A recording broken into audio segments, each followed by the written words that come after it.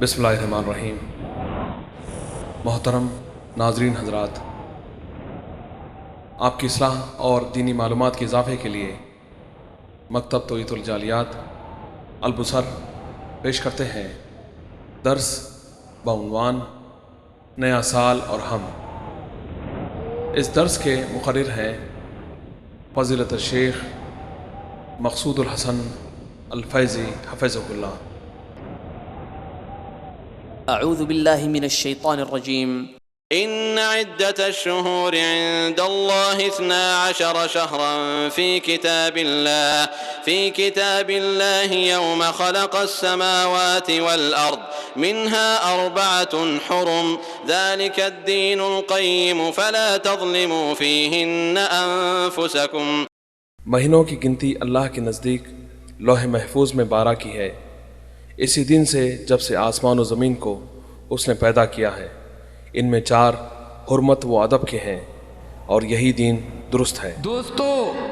دوستو اب کبھی ایسا نہیں ہونے دینا، لیکن اس سال تم ایسا نہیں ہونے دینا، ہو چکا جو بھی دوبارہ نہیں ہونے دینا۔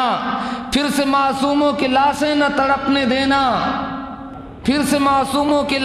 تڑپنے دینا، اپنی بہنوں کے دوپٹے نہ اترنے دینا، اور دشمن دین کے کوئی داؤں نہ چلنے دینا، پھر منافق کی زباں کوئی نہ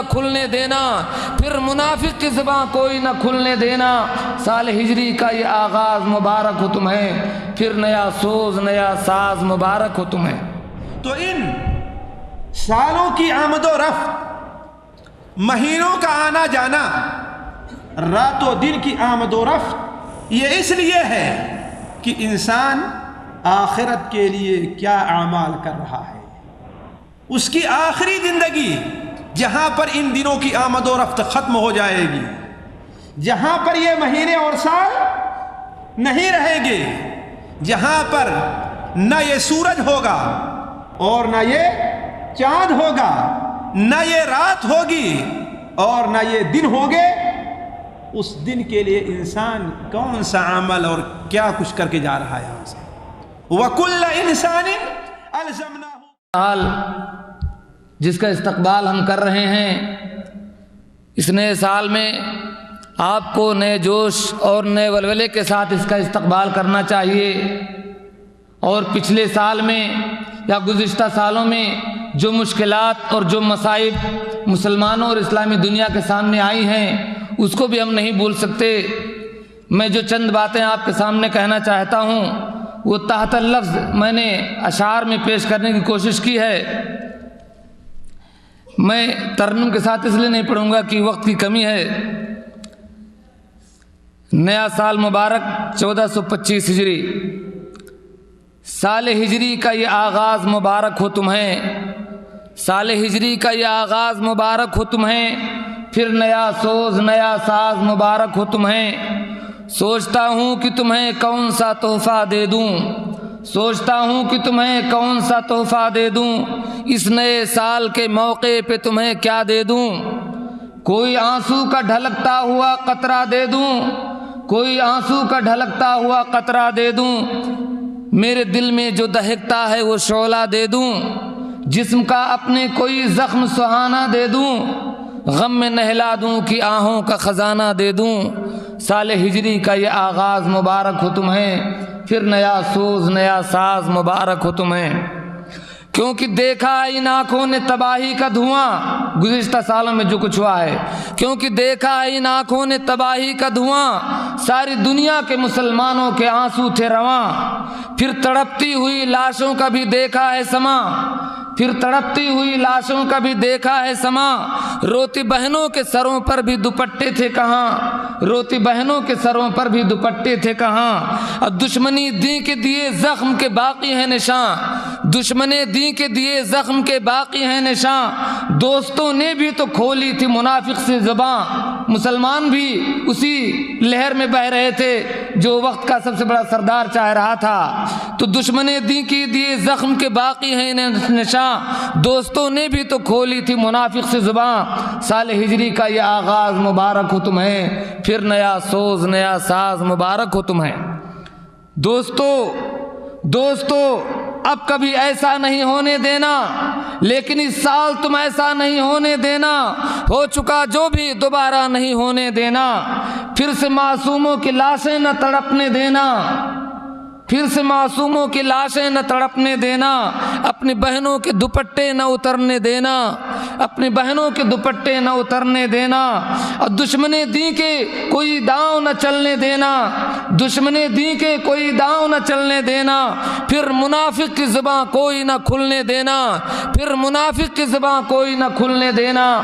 سال ہجری کا یہ آغاز مبارک ہو تمہیں، پھر نیا سوز نیا ساز مبارک ہو تمہیں۔ کون کہتا ہے کہ محکوم زمانہ تم ہو، کون کہتا ہے کہ محکوم زمانہ تم ہو، اپنی تاریخ کا بس ایک فسانہ تم ہو اس دہر میں بس آنسو بہانے کے لیے، تم ہو اس دہر میں بس آنسو بہانے کے لیے، ہو لڑھکتا ہوا فٹ بال زمانے کے لیے، ہو لڑھکتا ہوا فٹ بال زمانے کے لیے۔ گر یہ الزام ہے تو اٹھ کے یہ بتلا دو انہیں، گر یہ الزام ہے تو اٹھ کے یہ بتلا دو انہیں، ہم مسلمان ہیں اسلام کو دکھلا دو انہیں۔ سال ہجری کا یہ آغاز مبارک ہو تمہیں، پھر نیا سوز نیا ساز مبارک ہو تمہیں۔ تم تو فاروق ہو، تم تو فاروق ہو، انصاف دلاؤ گے تمہیں، تم جو حیدر ہو تو دشمن کو جھکاؤ گے تمہیں، تم تو فاروق ہو انصاف دلاؤ گے تمہیں، تم جو حیدر ہو تو دشمن کو جھکاؤ گے تمہیں۔ اور تم ہو طارق، اٹھو اس پین کو آباد کرو، تم ہو طارق، اٹھو اس پین کو آباد کرو، تم ہو ایوبی فلسطین کو آزاد کرو، تم ہو ایوبی فلسطین کو آزاد کرو۔ اٹھو اور چھین لو دشمن سے عراق و افغان، اٹھو اور چھین لو دشمن سے عراق و افغان، تم کو ہی بننا ہے اس دور کا خالص سلمان، تم کو ہی بننا ہے اس دور کا خالص سلمان۔ سال ہجری کا یہ آغاز مبارک ہو تمہیں، پھر نیا سوز نیا ساز مبارک ہو تمہیں۔ لیکن یہ جو کچھ ہوا ہے ہماری اپنی شریعت سے غفلت کی وجہ سے ہوا ہے، اس لیے تھوڑا سا اشارہ کہ تم کو معلوم ہے اتری تھی بلائیں کیوں کر، تم کو معلوم ہے اتری تھی بلائیں کیوں کر، تم کو اس درجہ ملی تھیں یہ سزائیں کیوں کر۔ تم نے قرآن سے سنت سے جو منہ کو موڑا، جان لو اس لیے اللہ نے تم کو چھوڑا، جان لو اس لیے اللہ نے تم کو چھوڑا۔ اور تم نے سنی کے وہابی کے جو چھیڑے جھگڑے، تم نے سنی کے وہابی کے جو چھیڑے جھگڑے، فرقہ بندی کے سبب کام تمہارے بگڑے، فرقہ بندی کے سبب کام تمہارے بگڑے۔ سال ہجری کا یہ آغاز مبارک ہو تمہیں، پھر نیا سوز نیا ساز مبارک ہو تمہیں۔ اس نئے سال پہ اب پاک ارادہ کر لو، اس نئے سال پہ اب پاک ارادہ کر لو، پھر وفاداری کا اللہ سے وعدہ کر لو، پھر وفاداری کا اللہ سے وعدہ کر لو، کیونکہ وَأَنْتُمُ الْأَعْلَوْنَ إِن كُنتُم مُؤْمِنِينَ۔ عزتیں آپ کی مشروط ہیں ایمان کے ساتھ، عزتیں آپ کی مشروط ہیں ایمان کے ساتھ، رب کے قرآن نبی پاک کے فرمان کے ساتھ، رب کے قرآن نبی پاک کے فرمان کے ساتھ۔ اٹھ کے قرآن کو سنت کو بسا لو دل میں، اٹھ کے قرآن کو سنت کو بسا لو دل میں، کامیابی کا ہے یہ راز بٹھا لو دل میں۔ اور دشمن دین سے نہ تم ہاتھ ملانا ہرگز، دشمن دین سے نہ تم ہاتھ ملانا ہرگز، نہ منافق کو کوئی راز بتانا ہرگز، نہ منافق کو کوئی راز بتانا ہرگز۔ اور روٹھے بھائی سے لپٹ جاؤ، گلے لگ جاؤ، روٹھے بھائی سے لپٹ جاؤ، گلے لگ جاؤ، متحد ہو کے سنو، سینہ سپر ہو جاؤ، متحد ہو کے سنو، سینہ سپر ہو جاؤ۔ کوئی طاغوت سے میری مراد اس وقت کے سب سے سپر پاور سے ہے، کوئی طاغوت نہ پھر آنکھ دکھائے گا تمہیں، کوئی طاغوت نہ پھر آنکھ دکھائے گا تمہیں۔ حاکم اس دنیا کا اللہ بنائے گا تمہیں، حاکم اس دنیا کا اللہ بنائے گا تمہیں۔ سال ہجری کا یہ آغاز مبارک ہو تمہیں، پھر نیا سوز نیا ساز مبارک ہو تمہیں۔ اور مقطع کے اشعار کہ ہے یہ دربار الہی میں دعائے سرور، ہے یہ دربار الہی میں دعائے سرور، رحم فرمائے مسلمانوں پہ رب داور، رحم فرمائے مسلمانوں پہ رب داور۔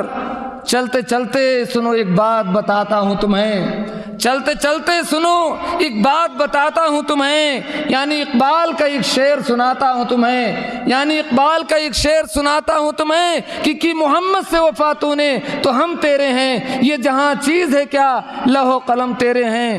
اللہ رب العالمین سے دعا ہے کہ اللہ تعالی ہمیں اس سال کا صحیح انداز میں اور صحیح جوش و ولولے کے ساتھ قرآن و حدیث کے مطابق استقبال کرنے کی توفیق دے۔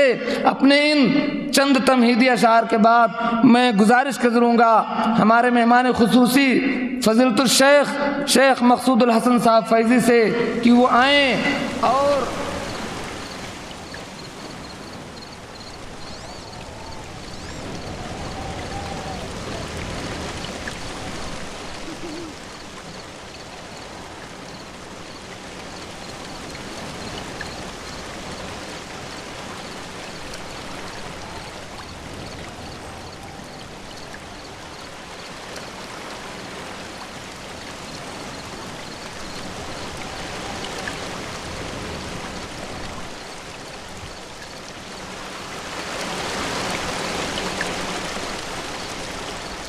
بسم الله الرحمن الرحيم الحمد لله رب العالمين الرحمن الرحيم مالك يوم الدين ونشهد أن لا إله إلا الله ونشهد أن سيدنا ومولانا محمدا عبده ورسوله أرسله إلى الناس كافة بشيرا ونذيرا أما بعد فإن خير الحديث كتاب الله وخير الهدي هدي محمد صلى الله عليه وسلم وشر الأمور محدثاتها وكل محدثة بدعة وكل بدعة ضلالة وكل ضلالة في النار۔ أعوذ بالله السميع العليم من الشيطان الرجيم، بسم الله الرحمن الرحيم،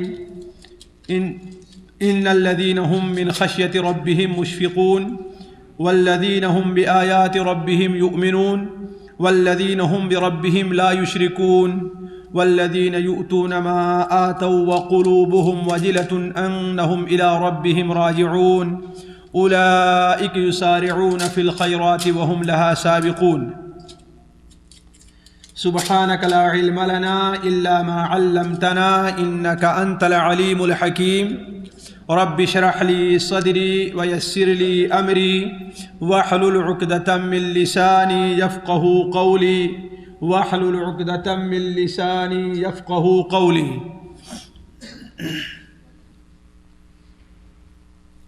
عزیز ساتھیوں اور دینی بھائیوں،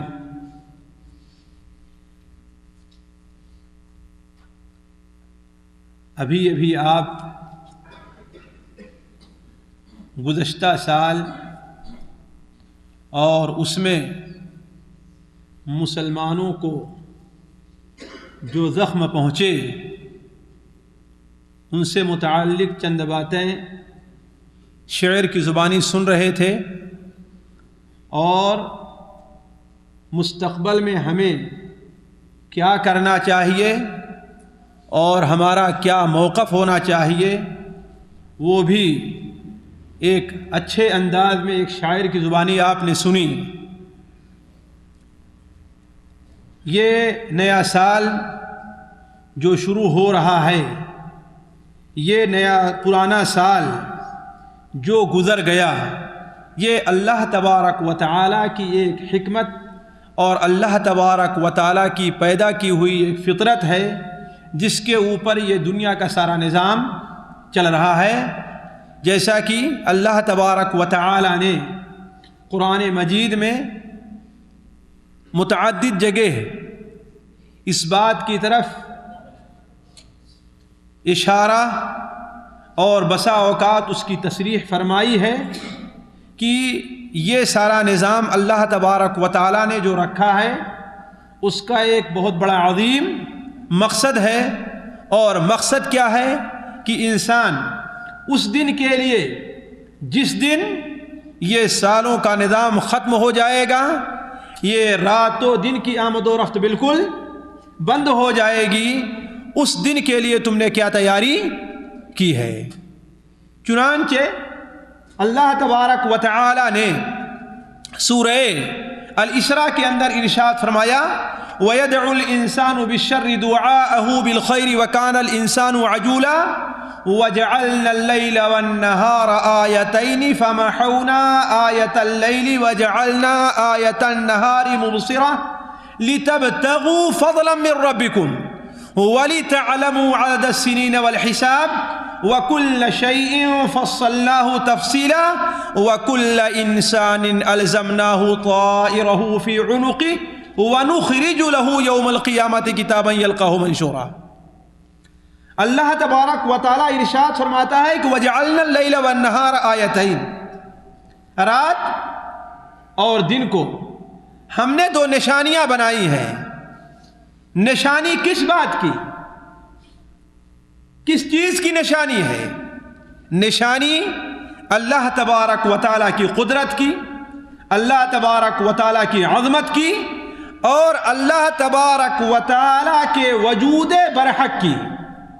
وَجَعَلْنَا اللَّيْلَ وَالنَّهَارَ آیَتَيْنِ فَمَحَوْنَا آیَةَ اللَّيْلِ، ہم نے رات کی جو نشانی ہے اس کی روشنی کو ختم کر دیا ہے۔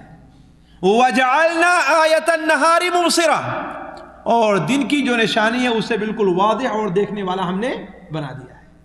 کیوں؟ لِتَبْتَغُوا فَضْلًا مِّن رَّبِّكُمْ، تاکہ تم لوگ اللہ تبارک و تعالیٰ کے فضل کو تلاش کرو۔ لِتَبْتَغُوا فَضْلًا مِّن رَّبِّكُمْ وَلِتَعْلَمُوا عَدَدَ السِّنِينَ وَالْحِسَابَ، اور تم سالوں کا لِتَعْلَمُوا عَدَدَ السِّنِينَ، تاکہ تم سالوں کی تعداد کو جان لو، والحساب، اور حساب کو جان لو۔ مہینوں کا حساب کرو، ہفتوں کا حساب کرو، اور سالوں کا حساب تمہیں معلوم رہے۔ وَلِتَعْلَمُوا عَدَدَ السِّنِينَ وَالْحِسَابَ وَكُلَّ شَيْءٍ فَصَّلْنَاهُ تَفْصِيلًا، اور ہم نے ہر چیز کو بالکل کھول کر کے بیان کر دیا ہے۔ ہر چیز کو ہم نے بالکل واضح طور پر بیان کر دیا ہے، اور ان دنوں راتوں کی آمد اور سالوں اور مہینوں کے اندر جو کچھ تم کرو گے، اس کے بعد کیا ہے؟ وَكُلَّ إِنسَانٍ أَلْزَمْنَاهُ طَائِرَهُ فِي عُنُقِهِ، ہر انسان کے نامہ اعمال کو ہم نے اس کی گردن کے اندر لٹکا دیا، اس کے گردن کے ساتھ کر دیا ہے، اس کے ساتھ لگا ہوا ہے۔ ان سالوں میں کیا کرتا رہا ہے، مہینوں میں کیا کرتا رہا ہے، ہفتوں میں کیا کرتا رہا ہے، یہ سارا کا سارا اس کے نامہ اعمال کے اندر درج ہے۔ وَكُلَّ إِنسَانٍ أَلْزَمْنَاهُ طَائِرَهُ فِي عُنُقِهِ وَنُخْرِجُ لَهُ يَوْمَ الْقِيَامَةِ كِتَابًا يَلْقَاهُ مَنشُورًا، اس نامہ اعمال کو کتابی شکل کے اندر ہم قیامت کے دن ظاہر کر دیں گے، اور اسے وہ بالکل اپنے سامنے کھلا ہوا پائے گا۔ تو ان سالوں کی آمد و رفت، مہینوں کا آنا جانا، رات و دن کی آمد و رفت، یہ اس لیے ہے کہ انسان آخرت کے لیے کیا اعمال کر رہا ہے۔ اس کی آخری زندگی جہاں پر ان دنوں کی آمد و رفت ختم ہو جائے گی، جہاں پر یہ مہینے اور سال نہیں رہیں گے، جہاں پر نہ یہ سورج ہوگا اور نہ یہ چاند ہوگا، نہ یہ رات ہوگی اور نہ یہ دن ہوں گے، اس دن کے لیے انسان کون سا عمل اور کیا کچھ کر کے جا رہا ہے یہاں سے۔ وَكُلَّ إِنسَانٍ أَلْزَمْنَاهُ طَائِرَهُ فِي عُنُقِهِ وَنُخْرِجُ لَهُ يَوْمَ الْقِيَامَةِ كِتَابًا يَلْقَاهُ مَنشُورًا اقْرَأْ كِتَابَكَ، اللہ تعالیٰ فرمائے گا ایک کھلی ہوئی کتاب خود ہی پڑھ لو، خود ہی فیصلہ کر لو۔ کفا بنفسک اليوم علیک حسیبا، آج تمہیں خود ہم تمہارے اوپر، اپنے نفس کے اوپر، اپنے ذات کے اوپر اکاؤنٹنٹ متعین کر دے رہے ہیں کہ تم خود ہی دیکھو کہ تمہارا حساب کیا ہے، کتنا فائدہ ہے تمہارے حساب کے اندر، تمہاری تجارت میں، اور کیا نقصان تمہاری تجارت میں ہے، اس کا آج تم خود ہی فیصلہ کر لو۔ تو یہ رات و دن کی آمد و رفت، سال کا آنا اور دوسرے سال کا چلا جانا، یہ ہمارے اور آپ کے لیے ایک دعوت عبرت اور دعوت ہے اس بات کی کہ ہم اور آپ دیکھیں کہ ہم نے پچھلے زندگی کے اندر پچھلے دنوں میں کیا کیا، کیا کچھ کھویا اور کیا کچھ بنایا اور کیا کچھ ہمیں اب آئندہ کرنا ہے۔ یہ ایک سوال ہے جس سے متعلق ہر انسان کو سوچنا چاہیے۔ یہ ایک پیغام ہے ہر انسان کے لیے جو اپنی آخرت بنانا چاہتا ہے۔ یہ رات و دن کی آمد و رفت، یہ سالوں کا آنا اور جانا ہم سے اس بات کا مطالبہ کر رہا ہے کہ ہم اپنے ماضی کا حساب کریں اور اسی کی روشنی میں ہم اپنے مستقبل کی تعمیر کریں۔ ایک تاجر ہے، دنیا کی تجارت کرتا ہے، وہ سال میں اپنے تجارت کا پورا حساب کرتا ہے۔ اگر فائدہ ہے تو یہ سوچتا ہے کہ ہاں اب آئندہ کیا طریقہ اختیار کریں کہ ہمارے فائدے کی شرح اور بڑھ جائے، اور اگر نقصان ہوا ہے تو ہم کیا طریقہ استعمال کریں کہ پچھلے سال رواں جو ہمیں نقصان ہوا ہے آئندہ سال وہ نقصان ہمیں نہ ہونے پائے۔ یہ ہوتا ہے کہ نہیں ہوتا ہے؟ اس کے بغیر کوئی بھی تاجر دنیا میں کامیاب نہیں ہوتا اور نہ کوئی تجارت دنیا کے اندر کامیاب ہوا کرتی ہے۔ تو یہ دنیا کے تاجر جب اس سلسلے میں اتنا اہتمام کرتے ہیں تو آخرت کے جو تاجر ہیں ان کو تو اس بات طرف زیادہ دھیان دینا چاہیے۔ اسی چیز کو واضح کرتے ہوئے حضرت عمر فاروق رضی اللہ تعالیٰ عنہ نے بیان فرمایا، سنن ترمذی کے اندر روایت ہے، آپ نے فرمایا حاسبوا انفسکم قبل ان تحاسبوا، اے لوگو قبل اس کے کہ تمہارا حساب لیا جائے، اور حساب کون لے گا؟ اللہ تبارک و تعالیٰ لے گا، اور اس حساب کے اندر کسی بھول چوک کا امکان نہیں ہے، کسی بھول چوک کا امکان نہیں ہے۔ ما لهذا الكتاب لا يغادر صغيرة ولا كبيرة إلا أحصاها ووجدوا ما عملوا حاضرا ولا يظلم ربك أحدا۔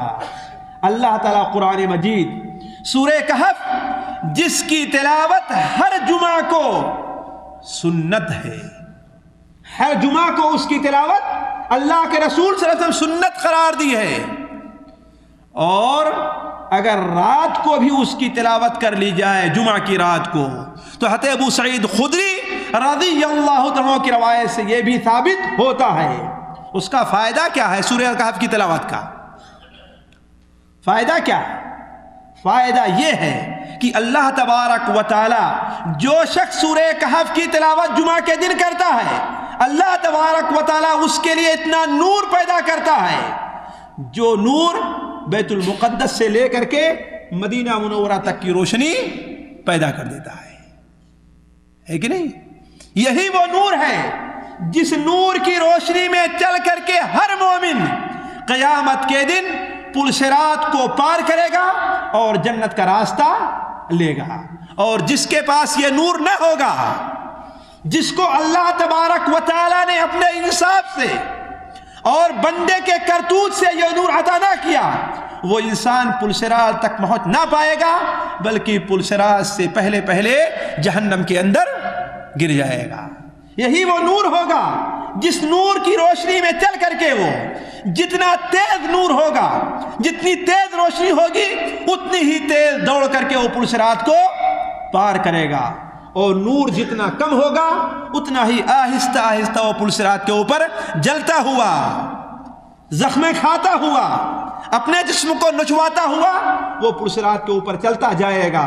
اگر نور اس کے کام آیا تو وہ پل صراط کو پار کر لے گا، اور اگر نور کام نہ آیا تو وہیں پر جہنم کے اندر وہ گر جائے گا۔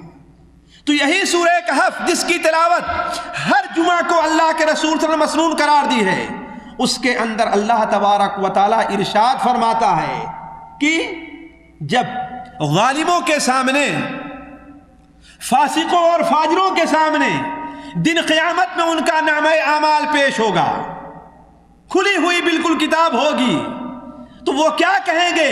ما لہذا الکتاب، یہ کتاب بھی عجیب کتاب ہے، آج سے پہلے ایسی کتاب نہیں دیکھی گئی کہ لا یغادر صغیرۃ ولا کبیرۃ الا احصاها، اس کتاب میں نہ تو کوئی چھوٹی نیکی باقی ہے، نہ کوئی بڑی نیکی چھوڑی ہوئی ہے، نہ کوئی چھوٹا گناہ ہے اور نہ کوئی بڑا گناہ اس کے اندر سے چھوٹا ہوا ہے۔ ما لهذا الكتاب لا يغادر صغيرة ولا كبيرة إلا أحصاها ووجدوا ما عملوا حاضرا، اللہ تعالیٰ فرماتا ہے ولا يظلم ربك أحدا، تیرا رب کسی کے اوپر ظلم نہیں کرتا، اس میں جو کچھ لکھا ہوا ہے وہ حق ہے، جو کچھ لکھا ہوا ہے وہ سچ ہے، جو کچھ لکھا ہوا ہے صرف اور صرف تیرے اعمال کا وہ نتیجہ ہے، تیرا اعمال سارا کا سارا درج ہے۔ تو عرض کرنے کا مقصد یہ ہے کہ یہ سال میں جو کچھ ہم نے کیا اور آپ نے کیا ہے سارا کا سارا اللہ تعالیٰ نے درج کر رکھا ہے۔ تو حضرت عمر رضی اللہ عنہ بیان فرمایا حاسبوا انفسکم قبل ان تحاسبوا، اے لوگو اپنا حساب کر لو قبل اس کے کہ تمہارا حساب کیا جائے، وزنوا انفسکم قبل ان توزنوا، اور اپنے کو وزن کر لو کہ شریعت کے ترازو میں تم کتنے پورے اتر رہے ہو، کتنا وزن ہے تمہارے اندر۔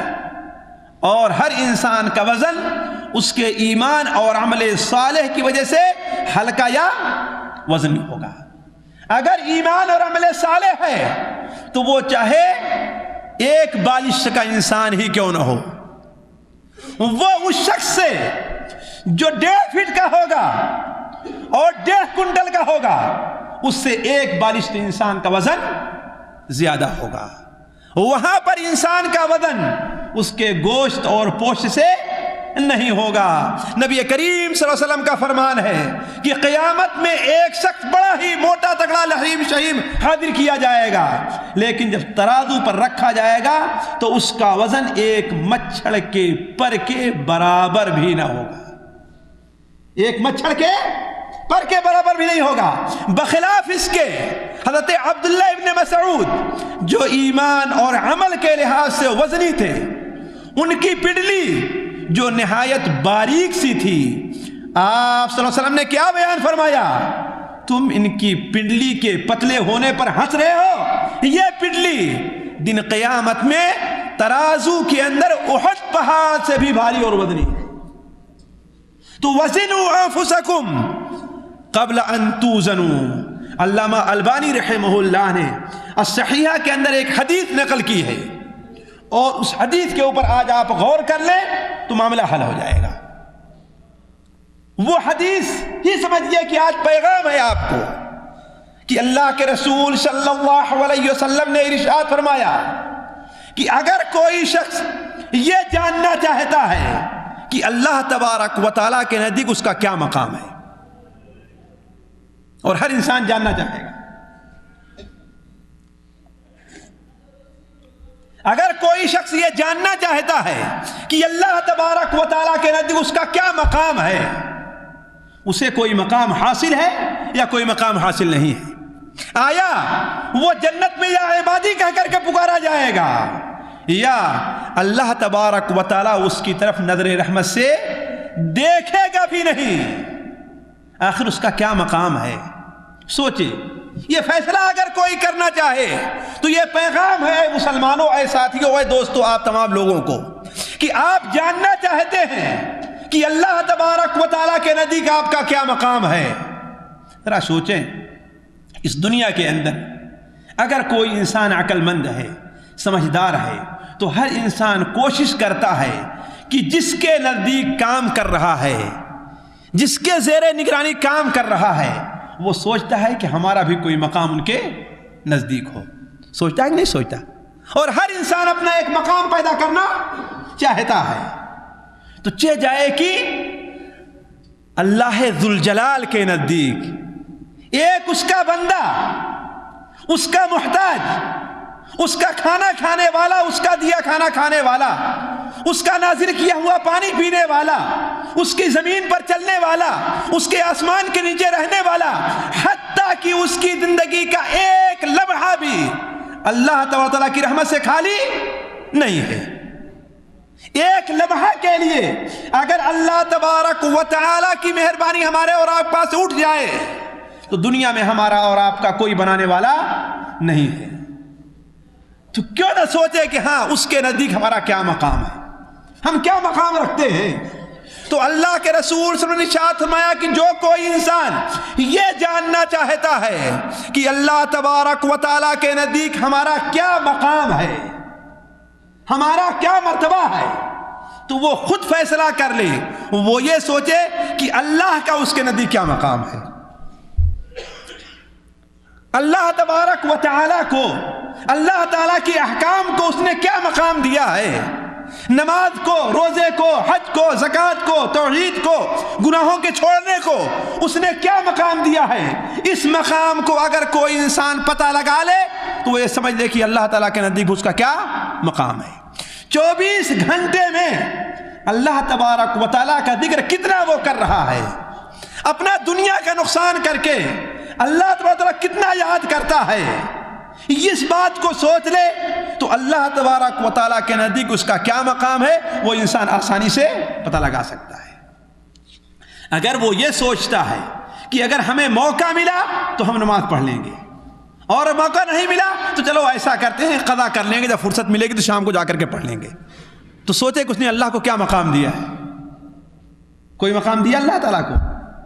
اور پھر بھی یہ توقع کرے کہ اللہ غفور الرحیم ہے, چلو بھائی اللہ معاف کرنے والا ہے کہ نہیں ہے. یہ بھول گئے کہ جو اللہ غفور الرحیم ہے وہی اللہ قہار بھی ہے, جبار بھی ہے, ان بطش ربک لشدید بھی ہے, اس کی پکڑ بڑی سخت بھی ہے.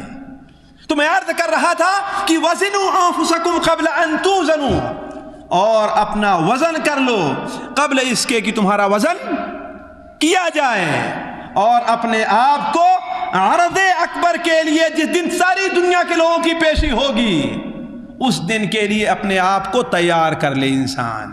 یہ حضرت عمر فاروق رضی اللہ عنہ فرمان ہے, اور یہ فرمان کوئی صرف ان کے دل کی صرف بات نہیں ہے بلکہ یہ کچھ انہوں نے قرآن مجید کی ایک آیت سے لیا ہے. سورہ الحشر کے اندر آخری رکوع میں اللہ تعالیٰ کیا ارشاد فرماتا ہے, یا ایھا الذین آمنوا اتقوا اللہ ولتنظر نفس ما قدمت لغد. اے لوگو جو ایمان لائے ہو, اتقوا اللہ, اللہ سے ڈرو, ولتنظر نفس ما قدمت لغد, اور تم میں کا ہر شخص یہ دیکھ لے کہ کل کے لیے اس نے کیا کچھ کیا ہے, کل کے لیے اس نے کیا کچھ کیا ہے. تو میں عرض کر رہا تھا کہ سالوں کی یہ آمد و رفت ہمیں اور آپ کو اپنا حساب لگانے کی, اپنا محاسبہ کرنے کی دعوت دے رہا ہے, اور ہمیں پیغام دے رہا ہے کہ ہم اور آپ اپنا محاسبہ کریں. اسی بنیاد پر, اسی وجہ سے چند باتیں مجھے آپ کے سامنے رکھنی ہیں. پہلی بات تو یہ ہے کہ ہم نے کیا کھویا اور کیا پایا. یہ ایک سوال ہے ہر انسان سے کہ ہم نے کیا کھویا اور کیا پایا. اس پچھلے سال کے اندر, اس پچھلے سال میں ہمارے اوپر محرم کا مبارک مہینہ بھی آیا, شعبان کا مبارک مہینہ بھی آیا, رمضان المبارک کا مبارک مہینہ بھی آیا, اور ذی الحجہ کا مبارک مہینہ بھی آیا.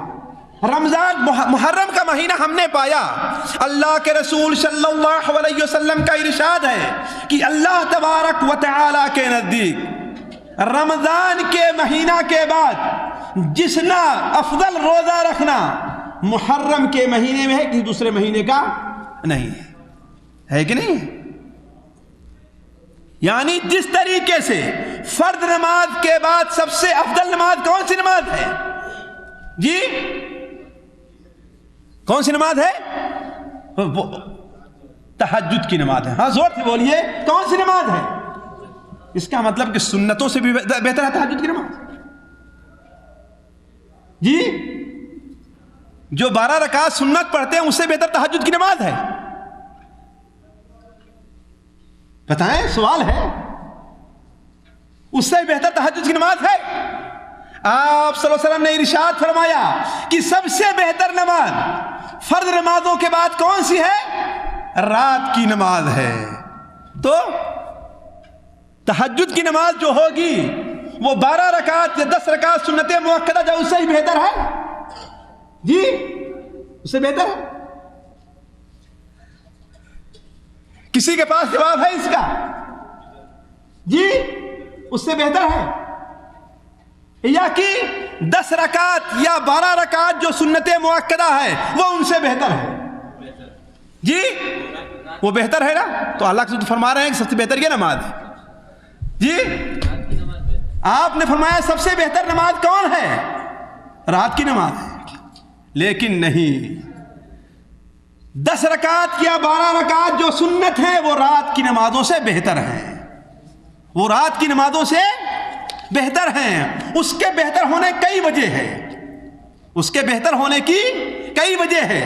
ایک وجہ تو یہ ہے کہ وہ صرف سنت ہے اور نفل ہے، اور یہ سنت مؤکدہ ہے کہ نہیں ہے؟ اور اللہ تبارک و تعالیٰ کے نزدیک فرض بہتر ہے کہ سنت بہتر ہے؟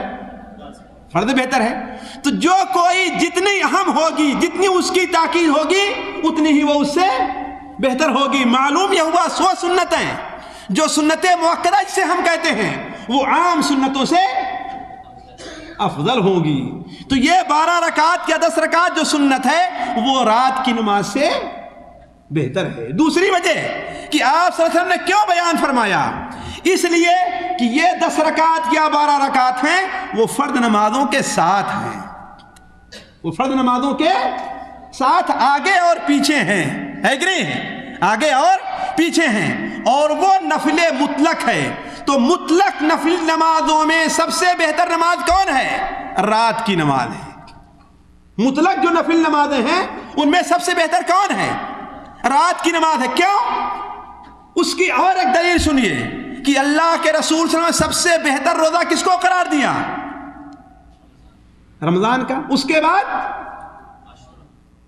بعد محرم کا، پورے محرم کا سب سے، جیسا کہ ہے کہ سب سے بہتر روزہ رمضان کے بعد اللہ تعالیٰ کے مہینے محرم کا روزہ ہے کہ نہیں؟ لیکن آپ صلی اللہ علیہ وسلم سے یہ ثابت نہیں ہے کہ آپ کثرت سے محرم کے روزے رکھتے رہے ہوں، لیکن یہ ثابت ہے بخاری مسلم تمام کتب ستہ کے اندر کہ آپ نے شعبان کا روزہ کثرت سے رکھا ہے، بلکہ پورے مہینے کا روزہ آپ رکھا کرتے تھے۔ اب اگر محرم کا روزہ شعبان کے روزے سے بہتر ہوتا تو آپ صلی اللہ علیہ وسلم محرم کے پورے مہینے کا روزہ رکھتے۔ اسی لیے علماء کہتے ہیں کہ شعبان کے روزے اور شوال کے روزوں کی مثال کیا ہے؟ فرض سے پہلے اور فرض کے بعد ان سنتوں کی ہے جو سنتیں فرض نماز سے پہلے اور فرض نماز کے بعد ہوا کرتی ہیں، ہے کہ نہیں؟ ان کا تعلق فرض سے ہے، وہ فرض سے علیحدہ نہیں پڑھی جائے گی، ہے کہ نہیں ہے؟ آپ یہ چاہیں کہ بیٹھے رہیں، کوئی کام آپ کا نہیں ہے، سوچیں چلو ظہر کے جو 4 سنتیں ہیں، ہے نا، ظہر سے پہلے نہ پڑھنے کے بجائے ظہر کا وقت ہونے سے پہلے ہم پڑھ لے رہے ہیں تو ادا ہوگی، وہ جی ادا ہوگی۔ اور بغیر کسی عذر کے ظہر کے بعد والی سنت کو آپ عصر کے بعد پڑھیں تو ادا ہوگی؟ وہ نہیں ادا ہوگی۔ کیوں؟ اس لیے کہ وہ ظہر کے فرض کے ساتھ ملی ہوئی ہیں، فرض کے ساتھ ملی ہوئی ہیں، ان کو ان کے ساتھ ادا کیا جائے گا، اور جو فرض کے افضل کے جتنی قریب ہوگی وہ اتنی ہی افضل ہوگی۔ اسی لیے بتائیے صحابہ کرام دنیا کے سب سے افضل امت ہیں کہ نہیں؟ افضل امت ہیں۔ کیوں؟ اس لیے کہ سب سے افضل نبی کے ساتھی اور قریب ہیں۔ اسی لیے حضرت عبداللہ ابن مسعود رضی اللہ عنہ بیان فرمایا کہ اگر اس سے افضل امت کوئی ہوتی تو انہیں اللہ تبارک و تعالی اپنے نبی کی صحبت کے لیے اختیار فرماتا، اپنے نبی کی صحبت کے لیے۔ صحابہ کرام کا انتخاب اس بات کی دلیل ہے کہ وہ دوسری تمام امتوں سے افضل ہیں، اور یہ اہل سنت والجماعت کا عقیدہ بھی ہے۔ امام ابو جعفر الطحاوی الحنفی رحمہ اللہ اپنی کتاب اعتقاد عقیدہ اہل سنہ والجماعت کے اندر لکھتے ہیں کہ بلکہ یہ سمجھ لو ایک ولی نہیں سارے کے سارے ولی مل کر کے بھی ایک صحابی کے مقام کو نہیں پہنچ سکتے. یہ اہل سنت والجماعت کا عقیدہ ہے. اور پھر بھی اپنے کو سنی کہلانے والے لوگ جو ہے جو مقام ولیوں کو دیتے ہیں وہ صحابہ کو دیتے ہیں. نعوذ باللہ من ذالک نہیں دیتے. حالانکہ اہل سنت والجماعت کا عقیدہ امام طحاوی حنفی کیا نقل کر رہے ہیں کہ صحابی جو ہیں تمام مسلمانوں سے افضل، بلکہ اولیاء سے بھی افضل، اور تمام ولی مل کر کے بھی ایک صحابی کے مقام کو نہیں پہنچ سکتے ہیں. تو بات دوسری طرف جا رہی ہے.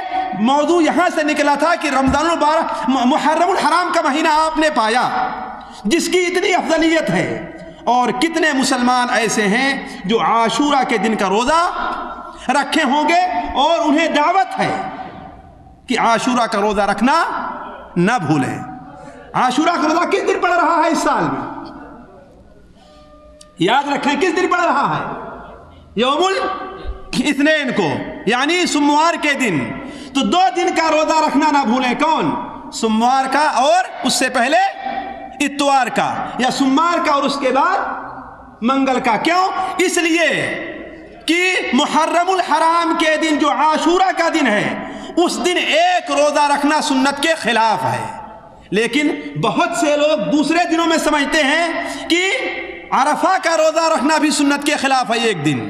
یہ بات غلط ہے، یہ لوگوں سے بھول ہے.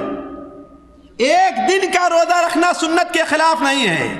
البتہ عاشورہ کے دن کا ایک دن کا روزہ رکھنا سنت کے خلاف ہے، یا صرف سنیچر کے دن کا روزہ رکھنا سنت کے خلاف ہے، یا صرف اتوار کے دن کا روزہ رکھنا سنت کے خلاف ہے.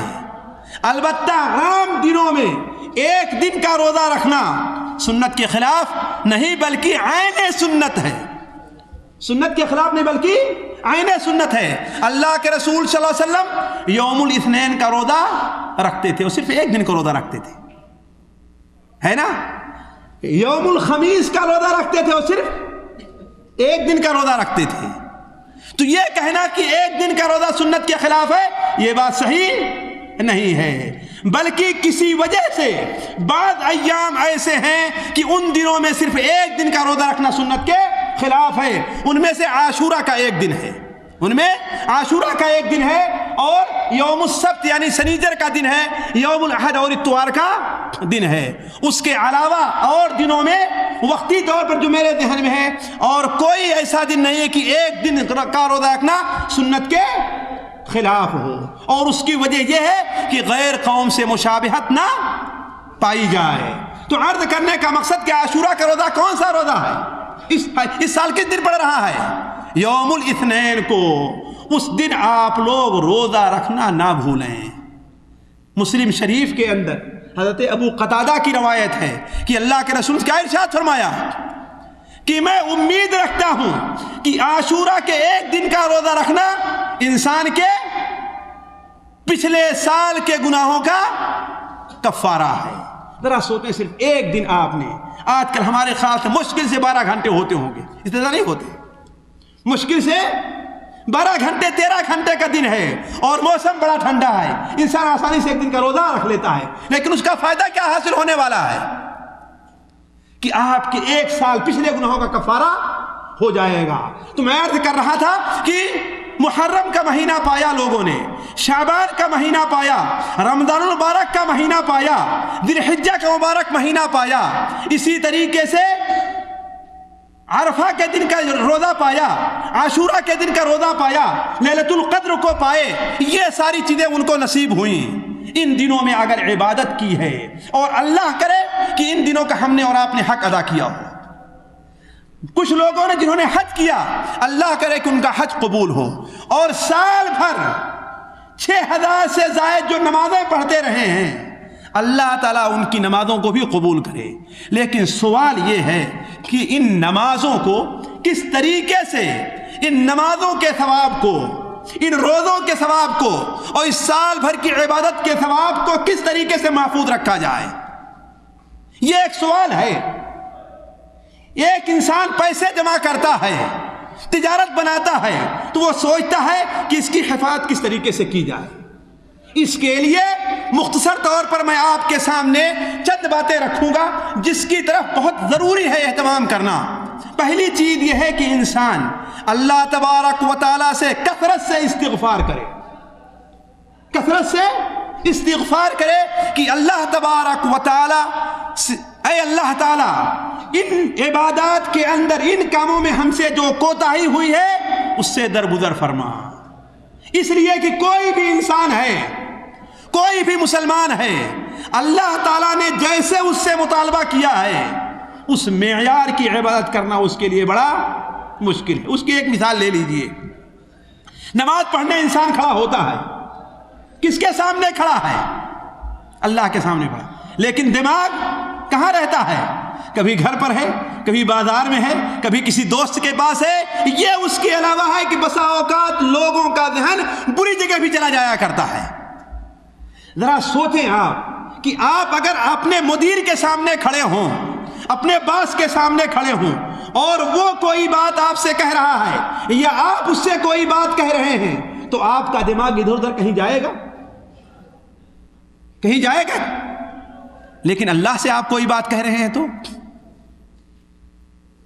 اللہ کے سامنے کھڑے ہیں تو، اللہ سے مخاطب ہیں تو آپ کا دماغ کدھر جا رہا ہے کچھ پتہ نہیں ہے۔ بلکہ بسا اوقات یہاں تک ہوتا ہے کہ آپ کو یہاں تک پتہ نہیں کہ رکعت نماز آپ نے پڑھی ہے، بلکہ یہاں تک بھی لوگوں سے سنا گیا ہے اور ہر تک ہم نے آپ نے آزمایا ہوگا کہ بسا اوقات امام کون سی سورت پڑھتا ہے یہ بھی ہم کو پتہ نہیں رہتا ہے کہ نہیں ہے۔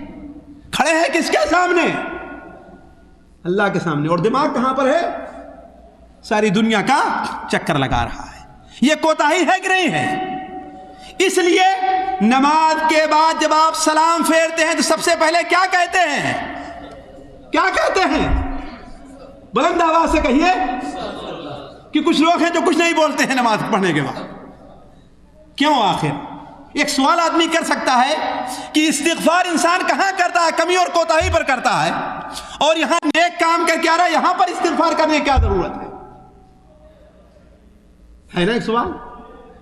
اس کی وجہ یہی ہے کہ کوئی بھی انسان کتنے بھی اخلاص کے ساتھ نماز پڑھے، لیکن جس نماز کا مطالبہ اللہ تعالیٰ نے آپ سے کیا ہے اس کا حق بڑی مشکل سے ادا ہو پاتا ہے۔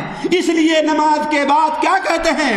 استغفر اللہ، اے اللہ تعالیٰ یہ میری استطاعت تھی، اس نماز میں اس عبادت میں جو کوتاہی ہوئی ہے اے اللہ تعالیٰ اسے تو معاف فرما دے۔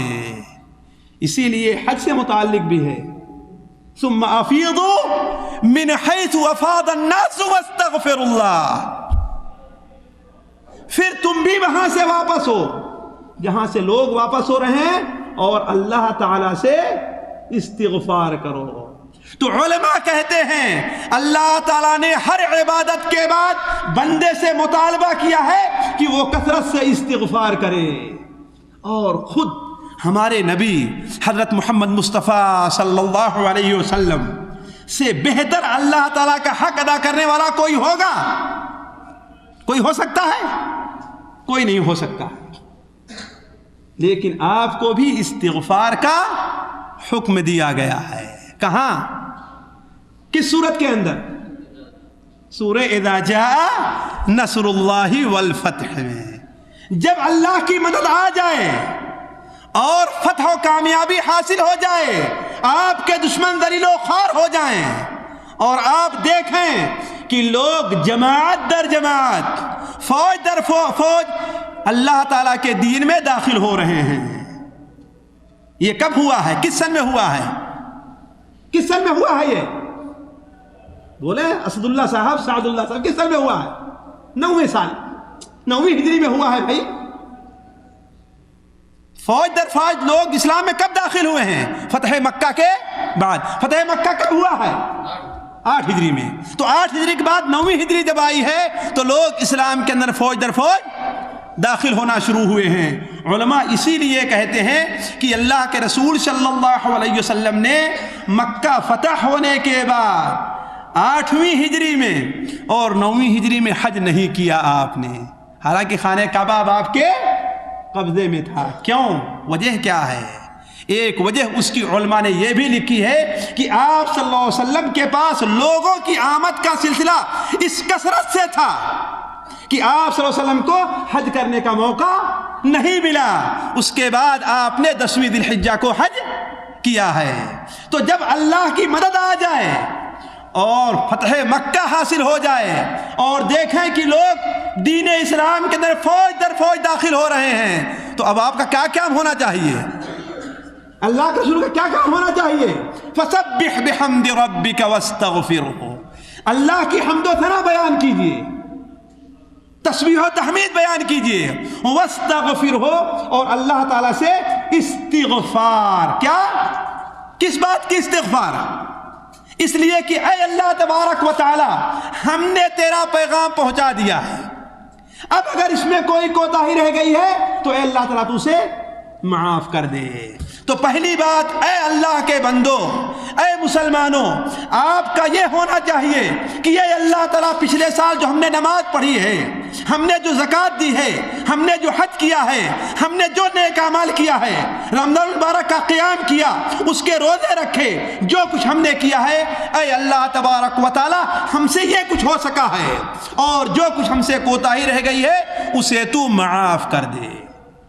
یہ تو پہلی چیز ہوئی نا. دوسری چیز کیا ہونی چاہیے؟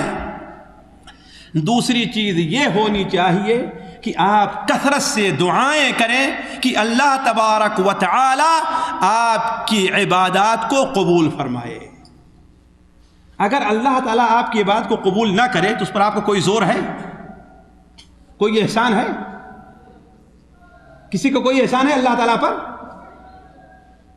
اگر اللہ تعالیٰ ساری دنیا کے لوگوں کی عبادت قبول نہ فرمائے تو اللہ پر کسی کا کوئی احسان نہیں ہے. کیوں؟ اس لیے کہ یہ اللہ ہی کی مہربانی اور توفیق ہے کہ آپ کو عبادت کرنے کا موقع عطا فرمایا ہے. کوئی احسان آپ نے اللہ پر نہیں کیا کہ کیا ہے؟ اللہ پر کسی کا کوئی احسان نہیں ہے. ورنہ آپ سے زیادہ فرصت والے، آپ سے زیادہ صحت والے، آپ سے زیادہ مال والے لوگ ایسے ہیں کہ جنہیں اللہ تعالیٰ نے یہ توفیق نہیں دی ہے. وَمَا تَشَاءُونَ إِلَّا أَن يَشَاءَ اللَّهُ، تم کچھ نہیں چاہتے یہاں تک کہ اللہ تبارک و تعالیٰ چاہ لے. تو اللہ نے آپ کو روزہ رکھنے کی توفیق عطا فرمائی، تراویح پڑھنے کی توفیق عطا فرمائی، اللہ نے آپ کو سال بھر نماز پڑھنے کی توفیق عطا فرمائی، اللہ نے آپ کو حج کی توفیق عطا فرمائی، اللہ نے آپ کو زکوٰۃ، صدقہ اور خیرات کی توفیق عطا فرمائی. یہ صرف اور صرف اللہ تعالیٰ کی مہربانی سے. ورنہ اللہ تعالیٰ کی جتنی نعمتیں ہمارے اور آپ کے اوپر ہیں اس کا کوئی حق بندہ ادا کر سکتا ہے؟ ایک آنکھ کی نعمت کہ اگر سارے لوگ حق ادا کرنا چاہیں تو وہ بھی نہیں ہو سکتا. ولد خليه هنا بعدين، حط هناك ورا، يلا جزاك الله خير، شکرا. کوئی حق اس کا انسان ادا نہیں کر پاتا. اسی لیے ایک ضعیف حدیث کے اندر بتا دے رہا ہوں کہ حدیث صحیح نہیں ہے، لیکن ایک مثال کے طور پر بڑی بہترین بات کہی گئی ہے، بڑی بہترین بات کہی گئی. ذرا غور کریں اس کے اوپر. ہو سکتا ہے امید یہ اسرائیلیات میں سے ہو کہ قیامت کے دن اللہ تبارک و تعالیٰ کے سامنے ایک شخص حاضر کیا جائے گا جس کو 500 سال کی عمر ملی ہوگی. کتنا؟ اس لیے کہ پچھلے دنوں میں لوگوں کی عمریں بڑی لمبی ہوا کرتی تھی. حضرت نوح علیہ السلام کتنی عمر تھی؟ 950 سال تو قوم کو دعوت دیتے رہے ہیں. فَلَبِثَ فِيهِمْ أَلْفَ سَنَةٍ إِلَّا 50 عَامًا، ہے کہ نہیں ہے؟ یعنی کم سے کم 1000 سال تو ان کی عمر رہی ہوگی، ہے کہ نہیں؟ 950 سال تو اپنی قوم کو دین کی تبلیغ میں 950 سال لگا دیا ہے. یہاں ہم سے 50 دن بھی نہیں لگ پاتے، ہے کہ نہیں؟ 50 گھنٹے بھی دین کی تبلیغ کے لیے نہیں لگ پاتے. دین کی تبلیغ تو بڑی دور کی بات ہے، دین سیکھنے میں نہیں لگا پاتے. ہم روزانہ 24 گھنٹے کے اندر ہم میں سے کتنے لوگ ہیں جو صرف 15 منٹ دین کی تبلیغ، دین کے سیکھنے کے لیے لگاتے ہو؟ کتنے ایسے لوگ ہیں؟ تو اسے 500 سال کی عمر ملتی ہے اور وہ رہتا کہاں تھا؟ جنگل میں رہتا تھا. وہاں پر ایک چشمہ جاری تھا، اس سے پانی پیتا تھا اور جنگل کے پھلوں کو کھا کر کے گزارا کرتا تھا اور ساری کی ساری زندگی اللہ تعالیٰ کی عبادت میں لگا دیا تھا. حتیٰ کہ اس نے اللہ تعالیٰ سے دعا کی کہ اے اللہ تبارک و تعالی، میری جب موت آئے تو اس حال میں میری روح قبض ہو کہ میں سجدے کی حالت میں ہوں۔ کس حال میں؟ کہ میں سجدے کی حالت میں ہوں۔ اللہ تعالیٰ نے اس کی یہ ساری مراد پوری کر دی۔ اسے نوکری نہیں کرنی پڑی، اسے تجارت نہیں کرنا پڑا، اسے سب کچھ نہیں کرنا پڑا۔ یہ ایک مثال۔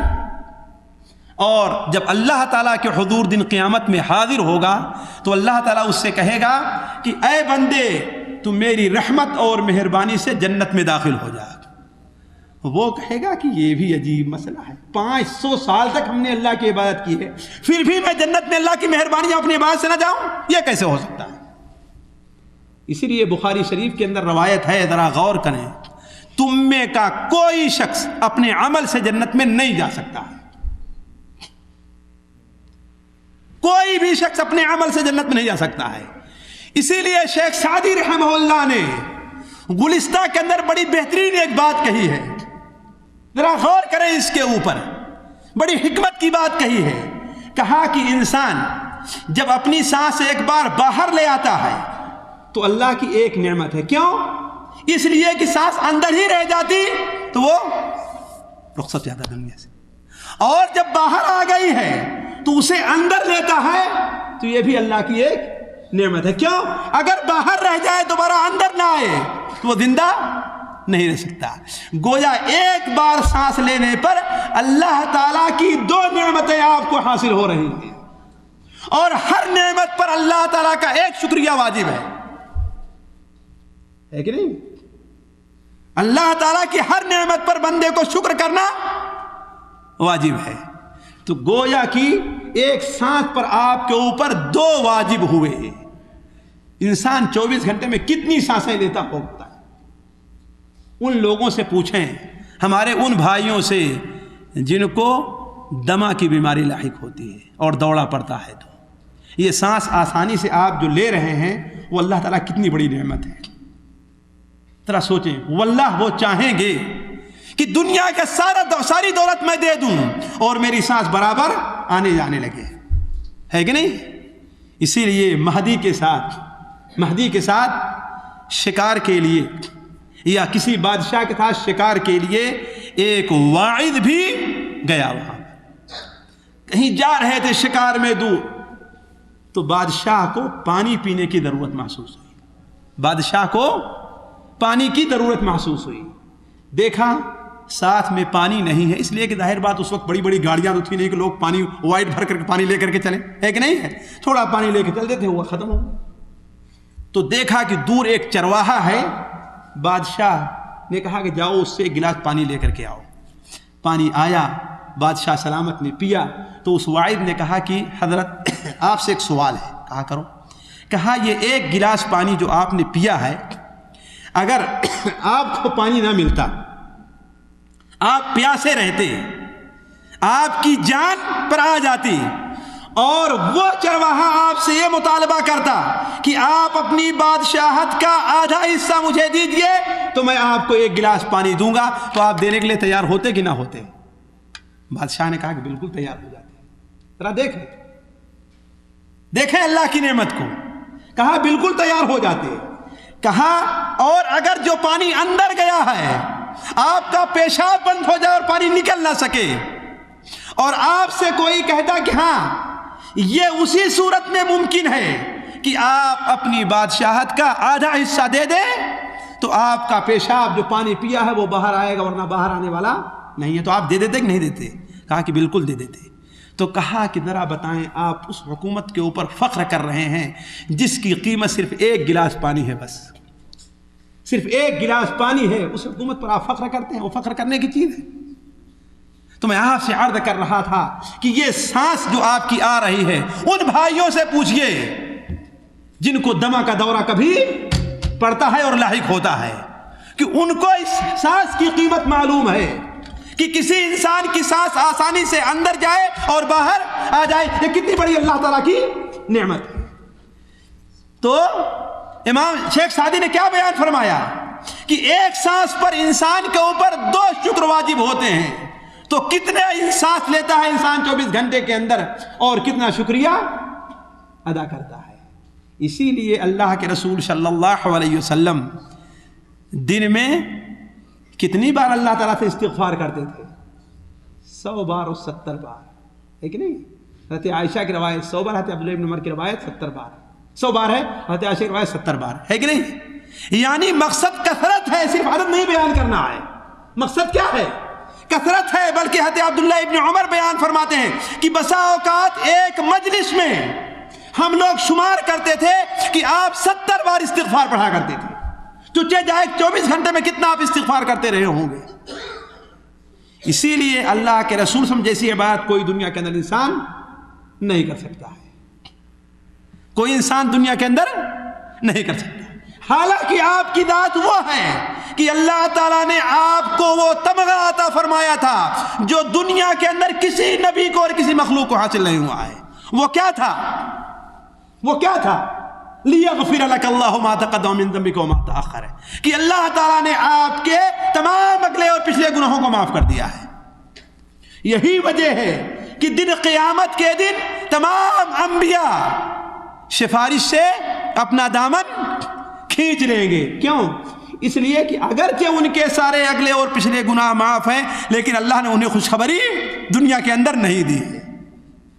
صرف ہمارے نبی علیہ السلام کو یہ خوشخبری دنیا میں ملی ہے کہ اللہ تعالیٰ نے آپ کے سارے اگلے اور پچھلے گناہوں کو معاف فرما دیا ہے۔ اسی لیے آپ کیا فرمائیں گے؟ انا لہا انا لہا انا لہا، اس سفارش کا حقدار میں ہوں، اس کے سفارش میں کروں گا۔ اس کے باوجود آپ کیا تھے؟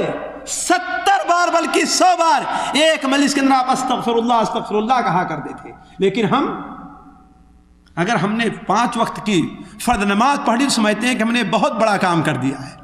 سمجھتے ہیں لوگ نا، فخر سے گھمنڈ سے کہتے ہیں کہ بہت بڑا ہم نے کام کیا ہے، حالانکہ اے اللہ کے بندے تو نے کچھ نہیں کیا۔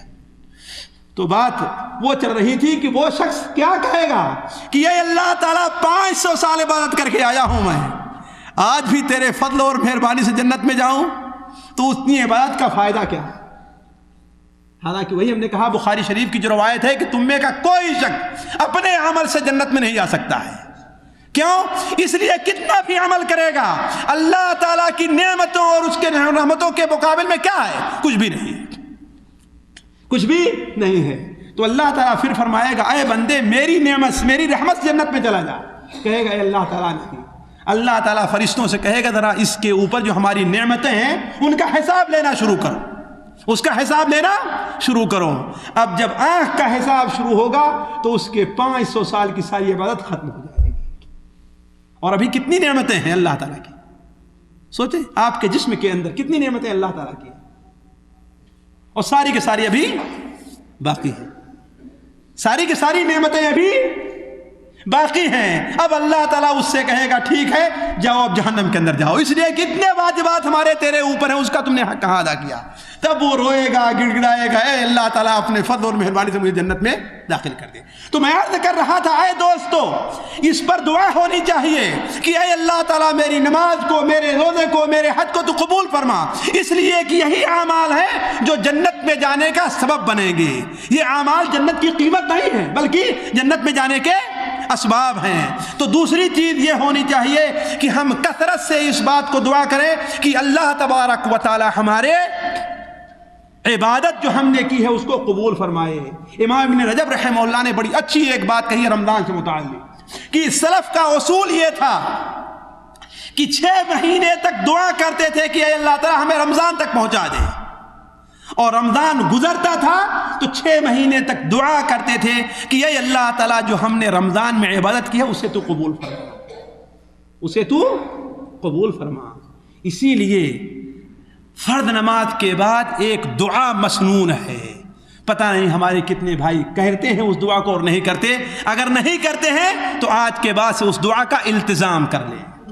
اللہ کے رسول صلی اللہ علیہ وسلم نے اپنے پیارے ساتھی حضرت معاذ ابن جبل رضی اللہ تعالیٰ عنہ سے فرمایا یا معاذ انی احبک، اے معاذ مجھے تم سے محبت ہے، مجھے تم سے محبت ہے۔ اس کا مطلب ہے کہ جو تمہیں جو چیز دوں گا وہ بڑی اہم ہوگی۔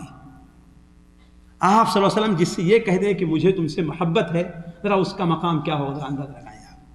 یا معاذ انی احبک، اے معاذ مجھے تم سے محبت ہے۔ اس لیے ہر فرض نماز کے بعد، ہر نماز کے بعد یہ دعا پڑھنا نہ چھوڑنا، اس دعا کو کہنا نہ چھوڑنا۔ صرف 2 الفاظ ہیں بس، اللہم اعنی علی ذکرک و شکرک و حسن عبادتک۔ اگر نہیں پڑھتے ہیں آج تک تو اس کو پڑھتے رہیں، فرض نماز پڑھیں تو اور سنت پڑھیں تو اس کو ضرور پڑھ لیا کریں، بلکہ بہتر یہ ہے کہ سلام پھیرنے سے پہلے اس دعا کو کر لیں۔ حالانکہ آج کل مشکل ہوتا ہے، اس لیے کہ امام صاحب اتنی جلدی میں رہتے ہیں کہ تشہد پڑھنا بھی مشکل ہو جایا کرتا ہے۔ چہ جائے کہ انسان دعا پڑھے، صرف تشہد پڑھنا بھی کیا ہوتا ہے؟ مشکل ہوتا ہے۔ تو نماز کے بعد یا سنتوں کے اندر اس دعا کا اہتمام کریں۔ کیا معنی ہے؟ اللہم اعنی علی ذکرک و شکرک و حسن عبادتک، اے اللہ تعالیٰ میری مدد فرما۔ بغیر اللہ کی مدد کی کوئی چیز نہیں ہے، کوئی کام جو اللہ نہیں چاہتا ہے وہ کام ہو نہیں سکتا ہے۔ اللہم اعنی، اے اللہ تعالیٰ میری مدد کر، علی ذکرک، اپنے ذکر کے اوپر، و شکر کے اوپر، کہ میں تیرا ذکر کروں اور تیرا شکریہ ادا کر سکوں، وحسن عبادتک، اور تیری بہترین عبادت کر سکوں، تیری بہترین عبادت کر سکوں۔